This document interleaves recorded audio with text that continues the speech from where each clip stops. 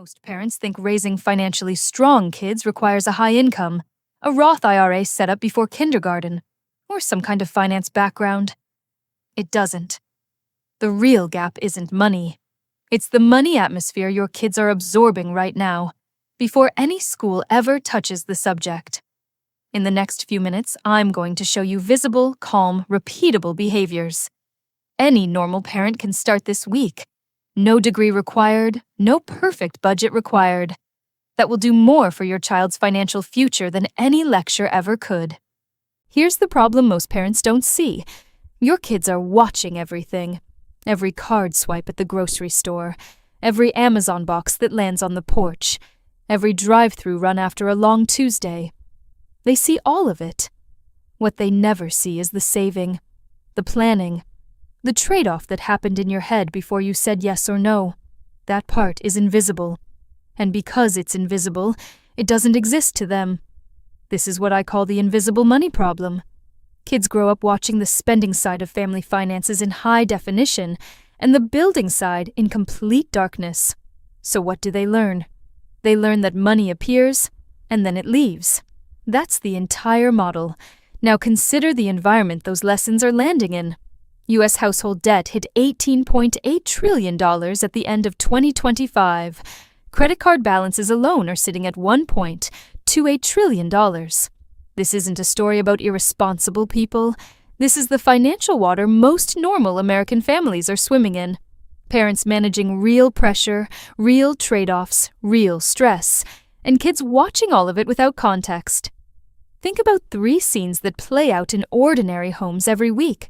First, the not today reflex. Kid wants something. Parent shuts it down fast. No explanation. Conversation over.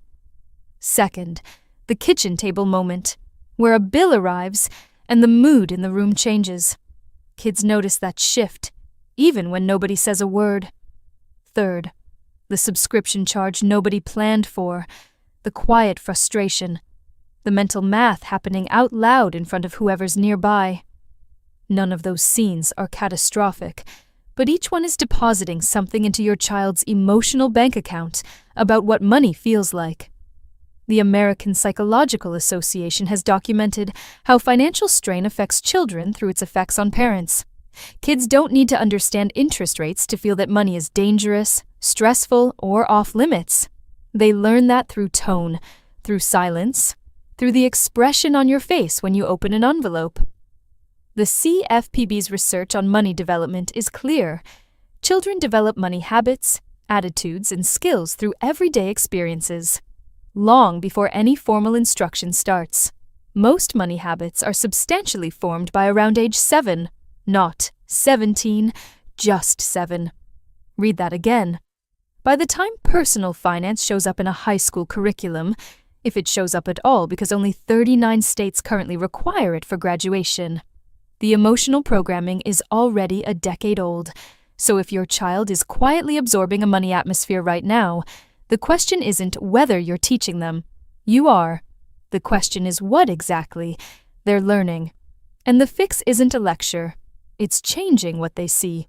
So what actually changes the outcome? Not more money. Not a better investment account.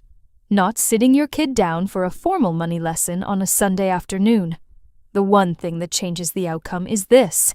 Make your money decisions visible and calm instead of hidden and stressful. That's it. That's the whole lever. I know that sounds too simple. But here's what the research actually shows. Studies on family financial socialization, how kids develop money behavior, consistently find that parental modeling is more predictive of a child's financial outcomes than parental instruction alone.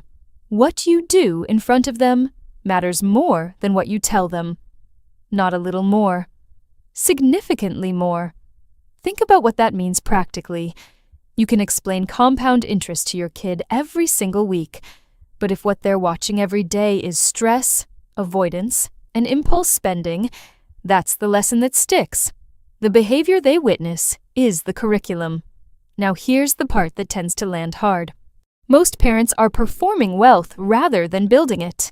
A parent driving a leased luxury SUV with 0 in a savings account is sending a very clear signal. That looking the part matters more than being the part. Kids absorb that. They don't have language for it yet, but they file it away. Status equals success. Appearances equal value. That belief will cost them for decades. The millionaire next door documented this pattern carefully. The family's quietly building real wealth, what researchers call prodigious accumulators of wealth, or PAWs, don't look the way most people expect. Modest homes, ordinary cars, no performance. Meanwhile, the underaccumulators of wealth, the UAWs, often look far more affluent. High income, high spending, low net worth. The appearance of wealth, not the reality of it. Your kids are learning which model is normal, right now, inside your house. So what does visible and calm actually look like on a regular Tuesday? It looks like payday. Parent opens the banking app, moves money into savings first, says out loud, "We save before we spend." That's just the rule. 30 seconds. No lecture, just a visible, repeatable act with a one-sentence explanation. The kid sees it. The kid hears it. And over months and years, that becomes their definition of what responsible adults do with money. It looks like the 48-hour rule. Your kid watches you leave something in the Amazon cart instead of buying it immediately. You say, "I'm going to think about it for 2 days. If I still want it then, maybe." That single habit teaches something most adults never learned, that feelings and spending don't have to be the same thing. The urge to buy and the decision to buy are two separate events. The psychology of money makes this point clearly. Doing well with money is mostly behavioral, not technical. You don't need a finance degree. You need consistent, observable habits that your kids can watch, internalize, and eventually copy. Here's the reframe that matters most. Right now, your spending is visible. Every purchase, every swipe, every delivery. But your building, your saving, your planning, your trade-offs, that's invisible. The fix is not to stop spending. It's to start making the building just as visible as the spending. Because the moment your kid can see both sides of the equation, money stops being something mysterious that adults stress about and starts being something deliberate that families manage together. That shift changes everything. So now you understand what kids are watching. But there's a second layer that runs just as deep. And that's what kids are hearing. Every family has money scripts. Phrases that get repeated so often they become wallpaper. And most of them were inherited, not chosen. You probably grew up hearing some version of these. We can't afford that. Money doesn't grow on trees. That's adult business. Those phrases feel harmless. They're not. Each one is installing a belief. We can't afford that teaches scarcity as a fixed condition, something that happens to your family, not something you navigate with a plan. Money doesn't grow on trees teaches anxiety without strategy. And that's adult business teaches the most damaging lesson of all, that money is something to be hidden from, not understood. By the time your kid is old enough to manage their own finances, they've already decided how they feel about the subject. And if the answer is scared, ashamed, or excluded, that's the emotional foundation they're building on. Everything else gets stacked on top of that. The fix is not complicated. It's a language swap. Instead of, "We can't afford that," try, "We're choosing not to buy that today because we're saving for something else." Same budget reality, completely different lesson. The first version says your family is at the mercy of money. The second version says your family is in charge of it. That difference compounds over years in ways that are hard to overstate. Read that again because it matters.